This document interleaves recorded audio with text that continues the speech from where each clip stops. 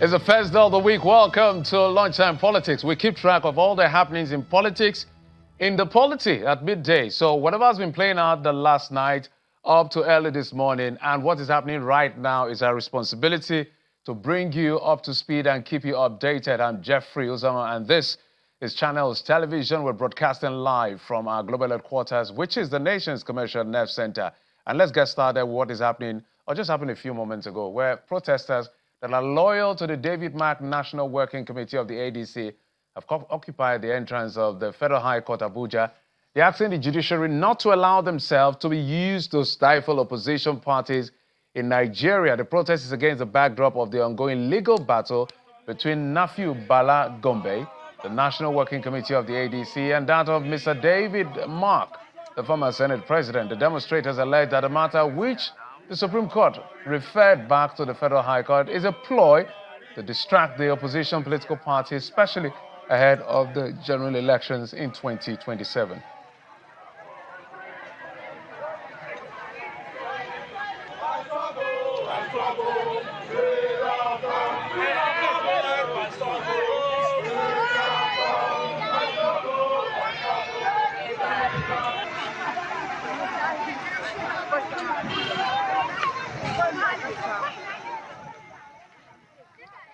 Well, politics is not in short supply. A youth mobilization group linked to a presidential candidate of the ADC, Atiku Abubakar, have announced their defection to the APC, declaring their support for President Bola Tinubu's re-election bid. That's a surprising one. Speaking at the national inauguration ceremony, the national coordinator of the group, Roland Odi, explained their decision to support the president, while the Minister of Youth Development has described the gathering as part of efforts to strengthen youth participation in governance and national development. For the past 20 years, with Alhaji Atiku Abubakar, he had a dream to better the life of the young people. President Bola Ahmed Tinubu has started doing what Nigerian youth and young people want him to do in Nigeria. By making Nigerian youth take over 60% of his cabinet. All these people you see here today are all in his cabinet. There's nobody here that is above 50. They are less than 40 years old. Now, let me go to the economy of Nigeria. People are shouting today, our economy is bad, our economy is bad. No, my brother, Nigeria economy is at the rise.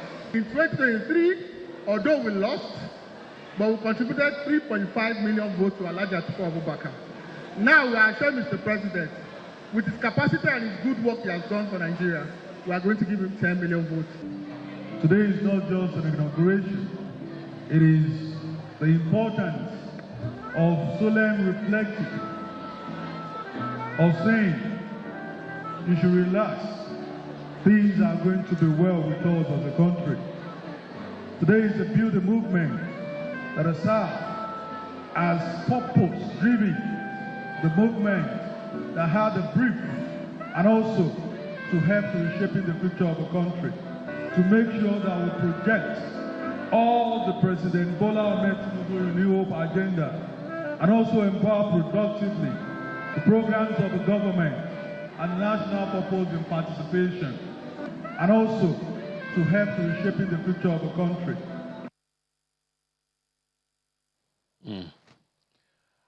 Well, so it's interesting how politics plays out. And I hear people throwing numbers that, as a political watcher, I know they are just speaking politics. And by the way, President Tinubu's cabinet, to the best of my knowledge, has just maybe one or less than 3 or 4. I know exactly maybe one person who is less than 40 years. That should be the Minister of Youth Development. The other was Better Edu, who was, I don't know, sacked or suspended. I don't know how to describe her exit. So a lot of political hot hair, but the guy is not here for me to engage him on some of the things, but it's interesting. Politics is an interesting game. Let's talk about some other thing that is of more importance to Nigerians, and Nigerians don't want to hear any other thing right now, apart from issues of national security. The federal government has now reaffirmed its resolve to combat terrorism and banditry, vowing never to surrender to criminal elements. And this assurance was conveyed by the Secretary to the Government of the Federation, Senator George Akume at the National Interdenominational Church Service held at the National Christian Center, Abuja, as part of the activities marking the 2026 Democracy Day celebration. The SGF paid tribute to heroes of June 12 struggle and noted that after 27 years of uninterrupted democratic governance, the Bola Tinubu administration remains committed to delivering sustainable dividend despite current socioeconomic challenges and security concerns. He also warned against political violence ahead of the 2027 general elections, urging Nigerians, especially young people, not to be used for thuggery or decisive or divisive rhetoric, while calling for national unity, peaceful coexistence, and stronger democratic values. Troops of Joint Task Force Operation Hadinkai have rescued 360 abductees from a terrorist enclave hidden deep within the Mandara Mountains of southern Kaduna. The military says the operation carried out by Special Forces and Sector 1 troops followed weeks of intelligence gathering, surveillance, and covert reconnaissance that helped pinpoint the location of the hostages. According to the military, the authorities' troops launched a coordinated multi-axis assault that achieved complete tactical surprise, forcing several insurgents to flee while others surrendered. Meanwhile, following a successful late-night police operations over the weekend, the sister of the former Minister of Power, Mrs. Olaide John Paul, and her twin sons, who are 12 years old, Peter and Paul, were rescued after being kidnapped on June the 3rd. According to a police source, the operation turned into a fierce gun duel as officers closed in on the kidnappers' hideout. Two suspected abductors were neutralized in the exchange, and 2 firearms were recovered from the gang.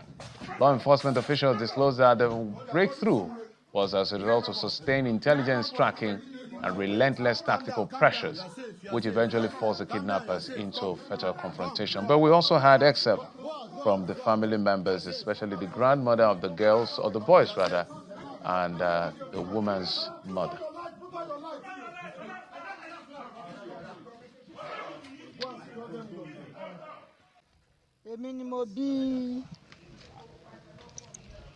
Busayo, Olaide, Toby, Peter, and Paul. I'm the mother of Olaide, who gave birth to her twin sons, Peter and Paul. I'm delighted that they have been rescued, and I give thanks to God for showing mercy on me after I cried for days asking him for help, and now my daughter is reunited with her family along with her sons. I pray for God's intervention to resolve the issue of kidnappings so that all those still in captivity are rescued and safely returned. Honestly, I felt sorrow and grief when I learnt about my daughter and her sons kidnapped, but today I'm grateful they're now back home safe. All I can ask is for God's divine intervention concerning our country and government. May God guide our leaders right and solve our challenges as a people.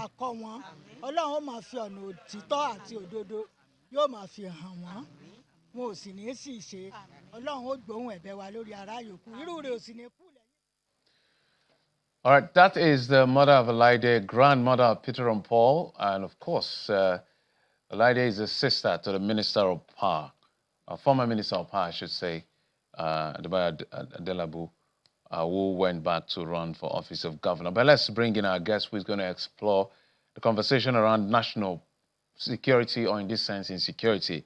Is a former DIG, DIG Yaro Abutu, is now retired. DIG, welcome to the program. Welcome, good afternoon, and thank you for having me. I know that in service, you really do not retire in that sense because you're actively involved one way or the other, having commanded, having led all of this. But help us, sir, to understand. Let's unpack it in phases. Let's begin with the Ibadan incident. Let's talk about that rescue. We saw the video. We had an engagement with the PPRO of the state, who was not very clear as to who is responsible for publishing that video, because we asked him. Apparently, the police had not authorized the publication of that video from the comments he made, because we're judging by that video how the operation was carried out. Nonetheless, we saw the video of operatives holding some of the kidnappers. We saw the children, their mother.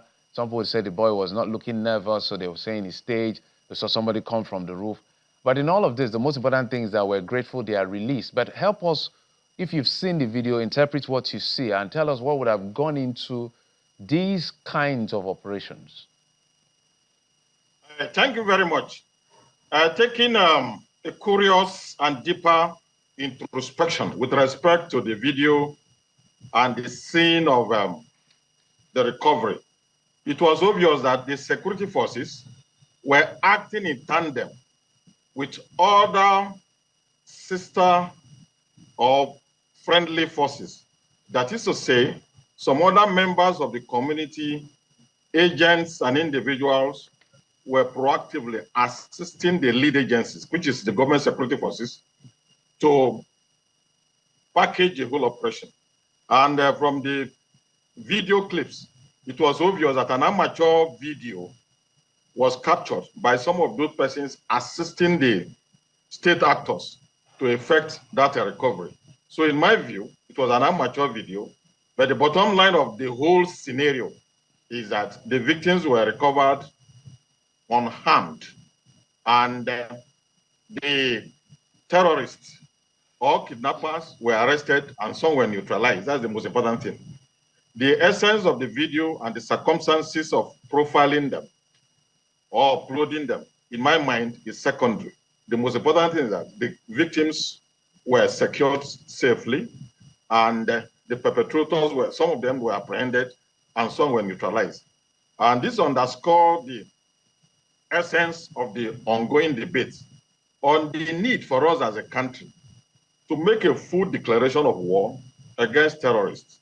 It does appear to me that the country is under full invasion, and we need to be proactive and act fast now by probably encouraging Mr. President to go to the National Assembly and seek for parliamentary approval to declare war on these people, so that by so doing, all elements of state power led by the military will be activated to do the needful.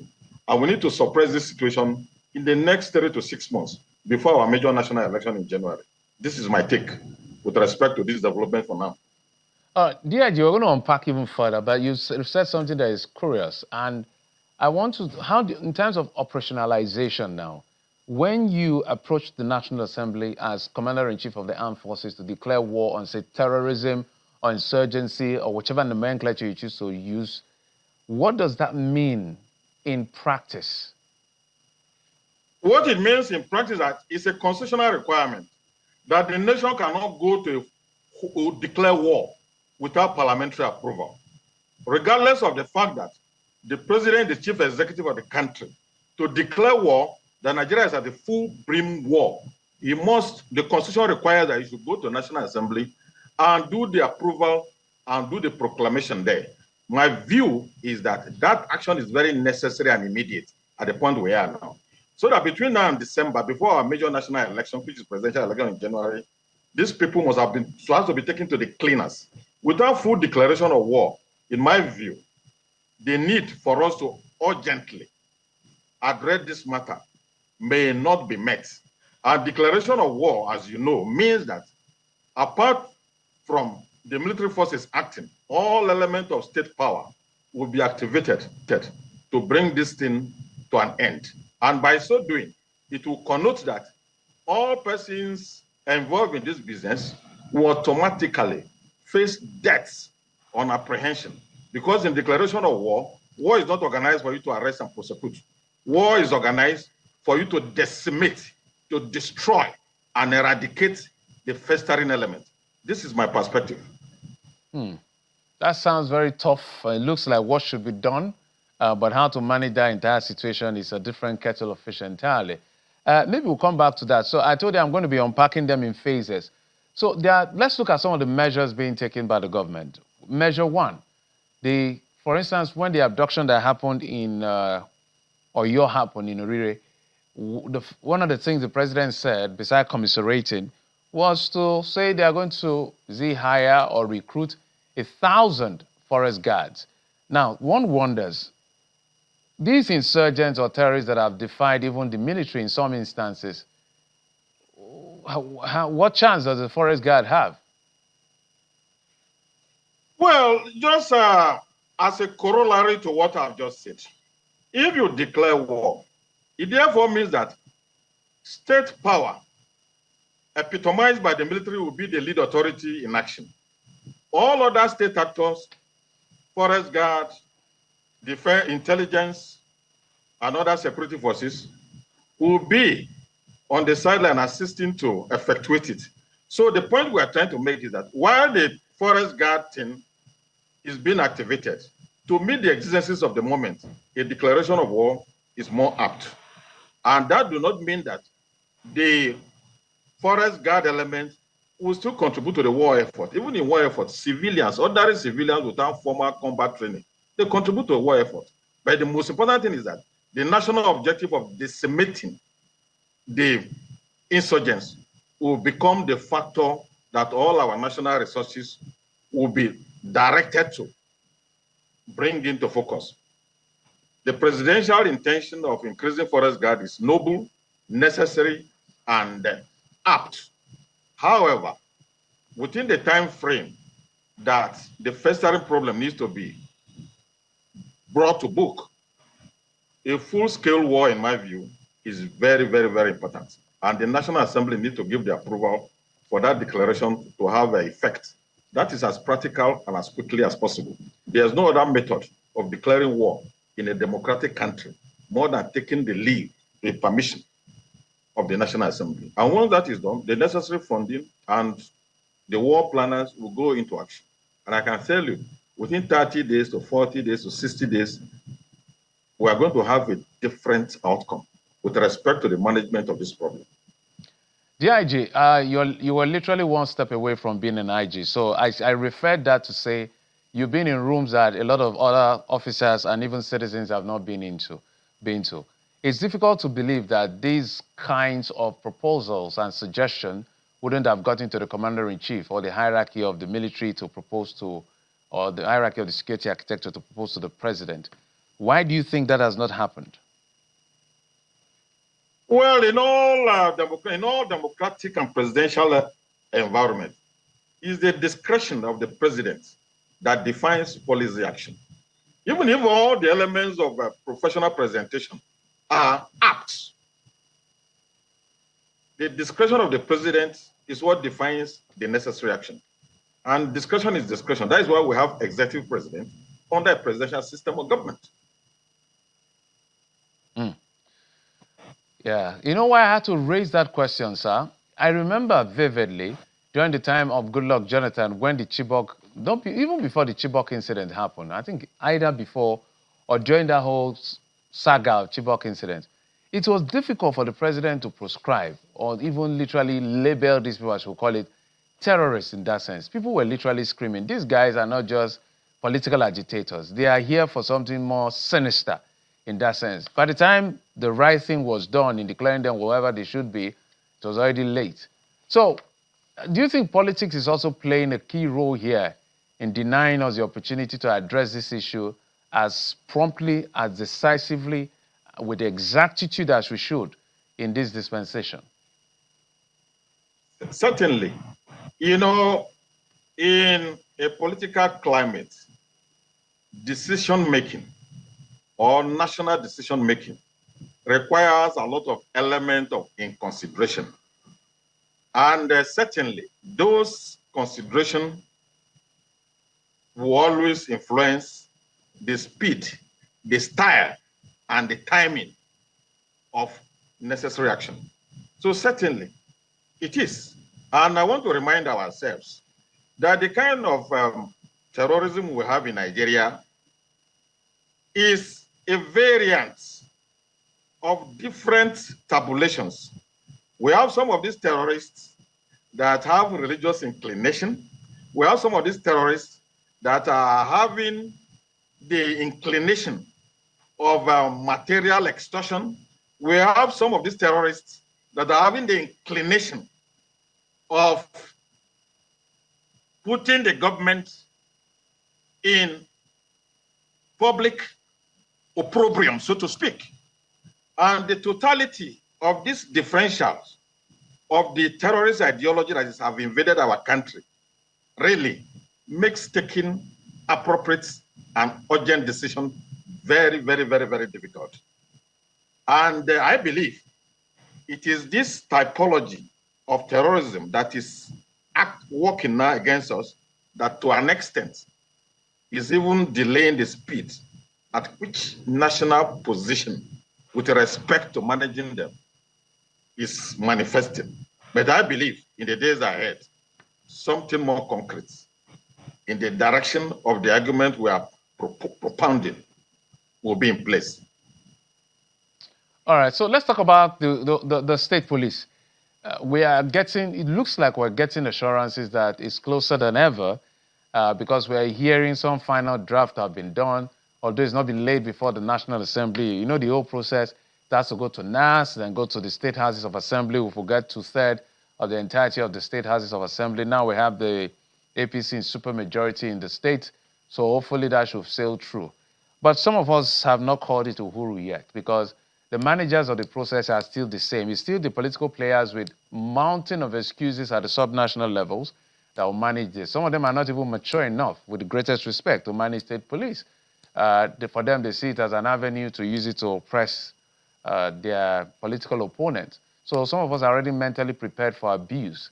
But how far will that go? Well, so far, so good. It's work in progress. And the instrument of authority that require constitutional amendment is being retooled, is being worked out. In recent times, we saw the leadership of the Nigerian Police Force, represented by IGP Tunde Disu, with the leadership of the National Assembly, working out assiduously a template that will give a legislative bite to the process. And we must remind ourselves that the slow process of the conversation, in my view, is largely informed too by the kind of environment we are really operating, and which reinforces what you just said. The heterogeneous nature of Nigeria is a consideration. The perception of many elites, the political elites, the religious elites, the cultural elites, with respect to the implementation platform. These are serious issues that the implementing entities are actually fine-tuning. But as I believe, and most others do, the necessity of state police is now. And if what is in the offing, particularly, as some of us have been privileged to know, is fine-tuned and presented to the nation or to the public, Nigeria will be better for it. Regardless of the perceived inadequacies, nuances, and some of the drawback which we know, I want to assure every Nigerian that any human construct must always have some kind of diminished perception as we're having. But that is not sufficient for the whole concept not to be received with enthusiasm.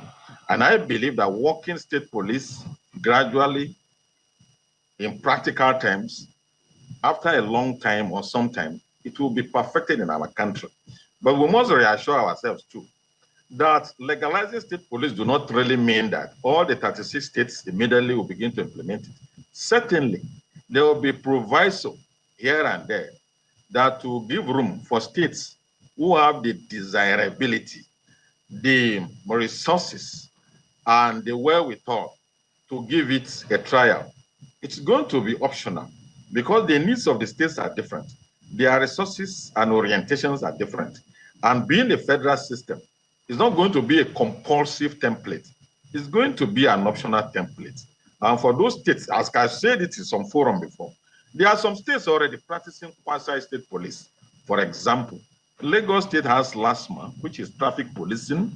You go to Kano State, they have something that resembles state police that is organized to regulate conduct, social conduct, religious conduct. In some states, you have vigilantes run and organized by the state government, and they're actually delivering results. If you go to Enugu State, They have a quasi-police system that look like a forest guard, but they are well-armed, well-organized, and even the leadership is headed by a retired deputy commissioner of police, and they are delivering security mandate in greater fashion. So I believe that state police is necessary, and the procedure our government has taken or is taking is apt and necessary for us. And my appeal to Nigerians that support the project, we should support this government to ensure that the actualization of state police will become beneficial to all of us. All right, DIG. Our novel escape. Yes. Yeah, so that I can get the most of your very brilliant submission now that I have you. Now, help us understand what is, since you're privy, I believe you should be privy to some of the details. We haven't found those details to interrogate even further. What can help us insulate, as you said, I totally agree, there's no way abuse is not inevitable in certain sense. But the problem with ours is that if it's just abuse, it can be easily managed. Ours is literal impunity. And I can give you examples. In judiciary, borderline the same cases, same brief, literally. You see two judges give two different judgments. Politicians have made a mess of what defection is, according to Section 109, subsection 1G. I can go on and on. Even the president has been in a controversial situation about declaration of a state of emergency, whether it has a latitude, how far the discretional latitude he has to be able to suspend governors and state members of assembly. Two presidents have had to go through that trouble. So we've seen from abuse to literal impunity. Even in this preparation for this election, in their primaries, we've seen impunity. So what is in the law, in the legislation, that is creating state police that should give us a bit of solace to say, okay, maybe we have to deal with a bit of abuse, but impunity is not going to be allowed? For example, one of the inbuilt mechanisms of what is in the making is that there will be a kind of a police ombudsman in each state. The police ombudsman will be constituted by members of the public, screened, appointed by the State House of Assembly, and such persons will be people of impeccable character, excellent backgrounds, and of course, sufficient patriotism. And by so doing, certainly, the mechanism of ensuring that abuses are reduced to the barest minimum will be there. What we are proposing or we are making will ensure that organizations like youth organizations, student organizations, Nigerian Bar Association, Nigerian Union of Teachers, the League of Lawyers, and many other persons will be part of the ombudsman of the state police in every state. And they are going to have overwhelming administrative and operational oversight over what their state police will do. So the fear of overindulgence by the state's executives in the use or abuse of this new police we are craving may not be as rabid as our fear is driving us. As I said before, I want us as a country, as a people, to embrace changes. I want us as people of faith in our country to accept innovation. And I want us to realize that in all developing parts of the world, there's no way, even in advanced country, where a level of abuse of authority by persons vested with that authority does not come, including one of the oldest democracies in the world, like the US. So really, my appeal to all of us is that we should embrace the change. Yeah, DIG, definitely. I'm going to have you back for a longer time because there's a lot to unpack with you. This time is too short for both of us. But I must thank you, DIG Yaro Abutu. Thank you so much. As we were talking, I was thinking about if state assemblies are appendages, we need to strengthen this ombudsman for all of us to survive. Thank you, sir. We appreciate you. Thank you for having me. It's my pleasure. And that's it on the program. Thanks for your time and company. I'm Jeffrey Uzama. You've been served on Lunchtime Politics. Bye-bye.